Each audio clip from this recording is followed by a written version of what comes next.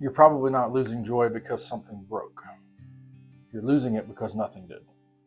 Life kept working, so you did too. And somewhere inside that steadiness, something went very quiet. If you're listening to this, your life is likely still functioning.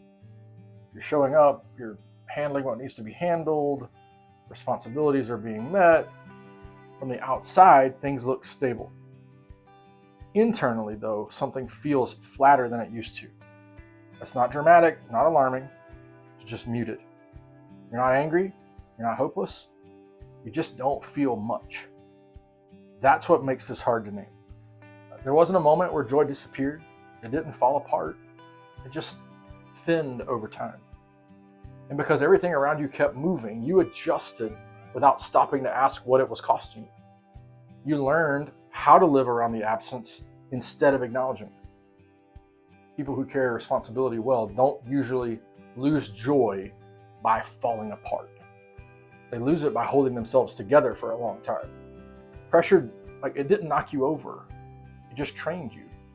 Over time, you learned how to stay steady without leaning much on anyone else. And eventually, that stopped being something you did and became the posture that you lived from. That posture works. It just narrows your inner life. When life keeps asking for output, your inner world starts organizing itself around effectiveness, right? Steadiness begins to matter more than openness. You keep closer watch on yourself. Your emotions get managed so they don't interfere. And none of that is wrong. In many seasons, it's what love and responsibility require. The trouble starts when that posture never relaxes.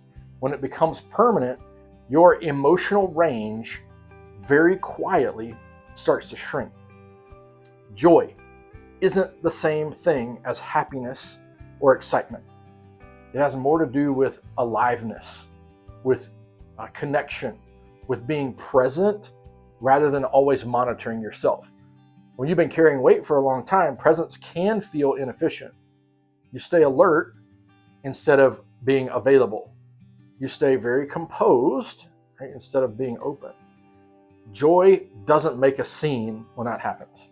It just doesn't have much room. A lot of capable people describe this as feeling dulled rather than depressed. They aren't unraveling. They're just less moved by things. Things that used to register don't land the same way. Faith still matters, but it feels a little quieter. Your relationships, they're still intact, but they're just not as warm. So you're not numb in a clinical sense, you're just muted in a human sense. And that muted state often gets misread. At some point in time, you started questioning yourself. You wonder, am I ungrateful? Is there something off spiritually? And you might even try to push yourself to feel more. And none of that helps because nothing is actually wrong with you. Your system just adapted to this long season of demand. Endurance always asks something of us. And that's not because endurance is bad, but because it requires this, a tightening almost. And when that tightening becomes familiar, you stop noticing it. You stop asking whether it's still needed. And joy does not force its way back into a braced life. It waits for space. And this is where faith often shifts very quietly. Dependence slowly starts to give way to this sense of reliability. Trust is going to start looking more like consistency. Prayer doesn't disappear, but it does get shorter.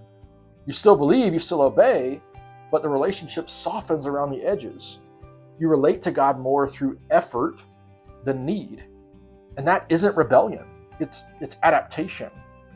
When responsibility stacks up, you learn how to be strong without being open. You learn how to carry things without setting them down. And that works for a while. It just isn't how joy is sustained. Joy needs a kind of safety that endurance alone can't create. And not safety from hardship, but safety to be honest, safety to feel without managing it. If your life has trained you to stay composed, joy can feel risky because it asks you to soften where you've learned to brace. That's why loss of joy so often shows up alongside competence, right? You got good at functioning. You learned how to hold steady. Over time, you stopped needing much from virtually anyone. Joy tends to live where need is allowed to be visible. If you're wondering whether something is wrong with you, hear this very, very clearly. Feeling flat is not failure. It's not ingratitude. It's not spiritual decay. It's a sign that you've been carrying more than you were meant to carry alone for a long time. Now, you don't need to fix it today. You don't need a breakthrough moment. You don't need to manufacture feeling. What matters first is just being aware, naming what's happening without judging it, noticing how long you've been living in containment, acknowledging that steadiness became the priority because it had to. There's something honest in realizing that joy didn't leave. You stopped making room for it because other things felt more urgent. And that realization is not an accusation, it's just the truth. When joy fades very quietly, the way back isn't pressure. It's room. Room to slow your internal pace. Room to feel without feeling the need to solve everything. Room to be supported instead of holding everything together. Those conditions usually come before any sort of external change. This isn't about becoming less disciplined or less responsible. It's not what I'm saying. It's about recognizing that your strength has been doing a lot of the work. Strength is good. It just isn't meant to be the only thing running your inner life. If faith is part of how you understand the world, this is often where relationship gets renewed. And that is not through doing more, but through allowing yourself to be seen again. Dependence does not mean weakness. It just means you're no longer trying to carry what was never meant to be carried alone. You may notice small signs when joy starts to have space again. A moment of warmth that surprises you. Maybe this sense of relief that doesn't need explanation, or a gratitude that feels quiet and real. None of that needs to be chased. It shows up when your system finally feels safe enough to open. Now, if any of this resonates, there's nothing you need to do right now.